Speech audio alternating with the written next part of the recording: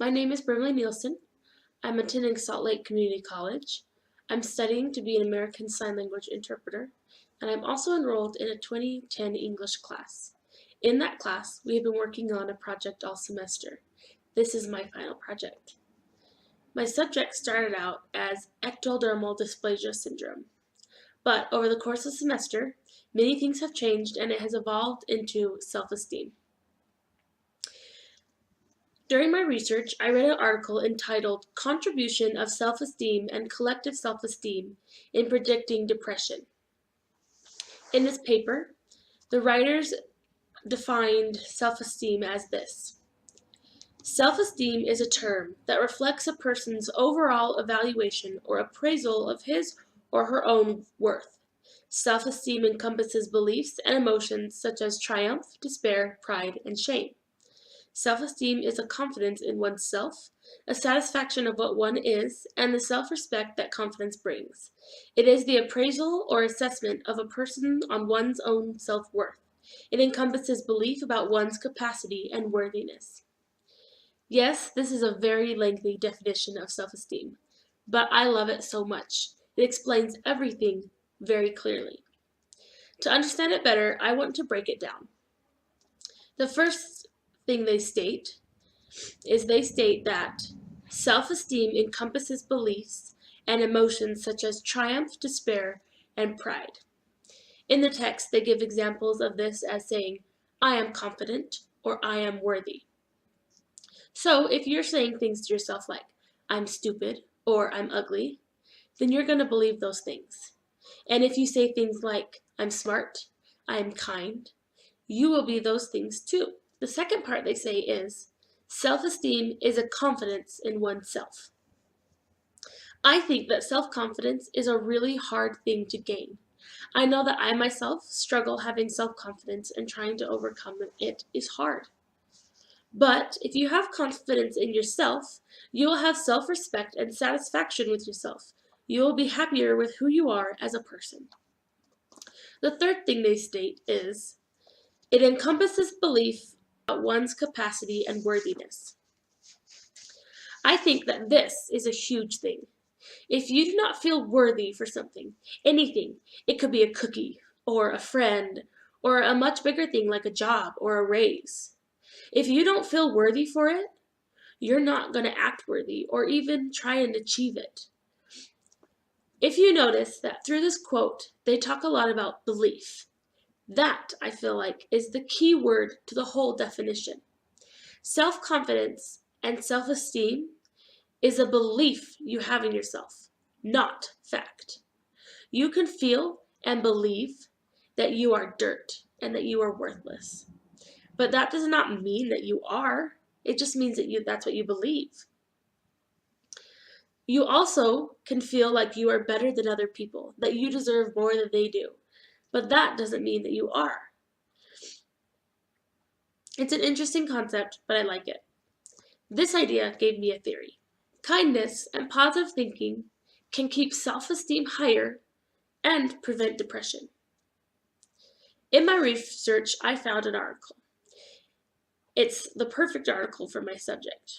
It's called The Relationship Among Gratitude, Self-Esteem, Depression, and Suicidal Ideation Among Undergraduate Students.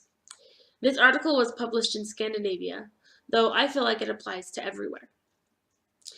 They did a study to see if gratitude could help raise self-esteem.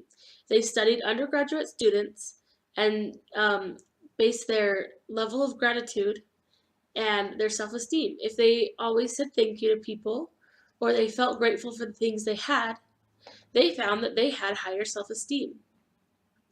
There's a quote that I liked from it. They stated, people high in gratitude are more likely to attend how the benevolent actions of other people contribute to their well-being. Therefore, they tend to feel being loved and cared for by others. Over time, they may develop a positive representational model of self as worthy and deserving of love, including high levels of self-esteem and self-worth. Even just simply being grateful can improve your self-esteem, and it prevents depression.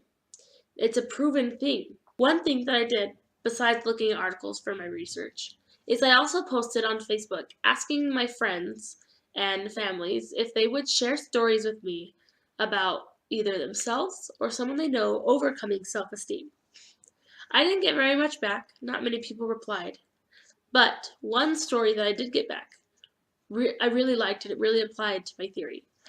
Um, my cousin said that there was a time in her life when she was really struggling with self-esteem. She felt worthless. She felt like she had failed in all of her endeavors and that she was going nowhere with her life. But she chose to use kindness to overcome her struggles. Rather than focusing on herself, she looked to other people to see if she could help them. One quote from her story that she shared with me is this: "This taught me to look beyond myself, to see myself as someone who can make a small difference. I learned that there are two kinds of pride. One which says, I do not need help because I am the best, and another which claims, nobody can help me because I am the worst." Just looking at herself differently was not the solution to her low self-esteem. This is a common misconception, that to have higher self-esteem, you have to simply think better of yourself. It's not that easy. She needed to look outside of herself to gain confidence and overcome her self-doubts. She looked to people around her and tried to make their day better. In turn, she had a better day because she was not dwelling on her insecurities. She was making sure that other people didn't have insecurities. I have a personal story that has to do with this subject. I have a syndrome that's called ectodermal dysplasia syndrome. It's very rare and it's not very well known. It is a syndrome and it only affects the surface. It only affects hair, skin, teeth. It's all outside, hence the name ectodermal. Just a quick overview of what exactly it is it's actually genetic and it runs in my family. I have done research and found that the last 6 or 7 of my generations of my family have had this syndrome. It's typically the women in my family, which is strange. Typically, this is more found in boys, but for some reason my family, it likes girls. My niece is the very first girl in our family from the generations not to have it. However, her older brother does. Both of my sisters have it. My mom has it. I have it. My grandmother, she wore a wig at a young age because she was too bald to walk around and feel good about herself. She had to wear a wig in order to feel good about the way she looked. It affects lots of different things. It causes hair to be thin and sometimes not even there. It can cause blindness or deafness. My mother is actually deaf in one ear because of this syndrome.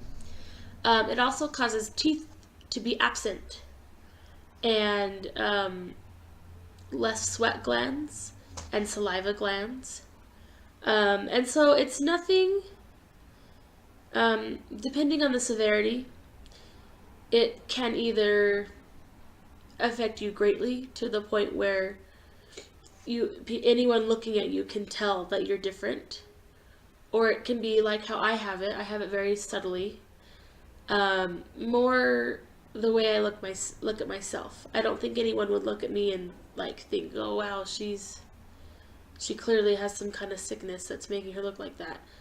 But I know the things that it does to me, and I can see that I feel different. It affects me personally in a very minor way. I do not have it as severe as many people do. But it's caused my hair to be thin. I can hide it with keeping my hair short and blow drying and products. But most of the women in my family start to bald at around 25. So a few years left of hair, unless I get lucky. It also has caused me to have 6 teeth in my mouth that have never been there. No baby teeth, no adult teeth. They just simply never grew in. And it also caused a piece of my jawbone in the front, right here, to also be absent. So I have 4 teeth missing on the bottom, the 4 front teeth, and then a piece of my jawbone is actually missing. And then 2 more teeth up here in front. Not much other affects me. I don't sweat as much as other people do, and I produce less saliva, which sometimes can make eating things difficult. But that is something that I struggle with. And having self-confidence despite all these oddities about me. There are times when I'll look in the mirror and all I see are the funny things about me. All I see is that I have to wear a retainer like a high school kid because they hold my fake teeth in. I see that I'm missing an eyebrow. So I have to wear makeup to hide the fact that I don't have 2 eyebrows, just 1. I see my thin eyelashes, and I see myself differently because of this. This is the hardest thing to overcome. Not specifically me with my syndrome, but things that we can't change about ourselves. In general, humans, it's hard to overcome that. Whether it's that you're balding, or you're too short, or you have a lisp, or you're too tall, or whatever you can think of. Something about yourself that you cannot change. That is a hard thing to overcome and overlook.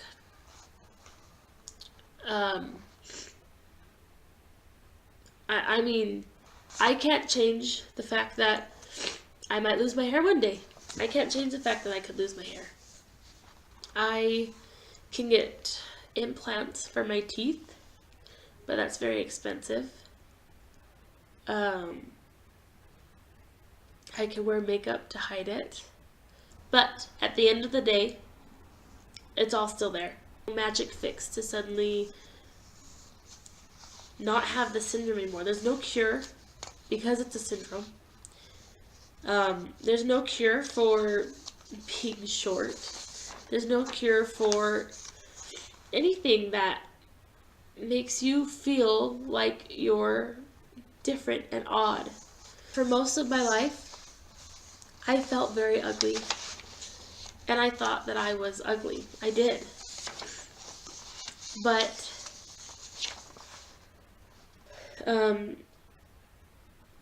it wasn't until I decided to be kind to the people around me, to the people I meet, to the people that run into me. I made a goal to be kind. So even if they wronged me, even if they were rude, I showed kindness to them. And I started to feel better about myself. I stopped looking in the mirror and thinking about how ugly I was or how odd I was because of these things in my life. I started to like the way I look. And I realized that every person is different in their own beautiful way. Even myself. It's the things that make us different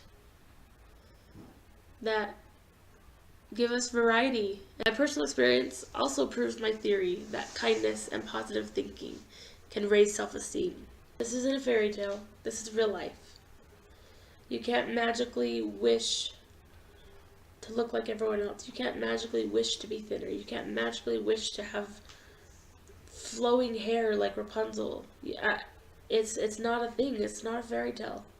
The most effective way to care about yourself is to care about others and to be kind.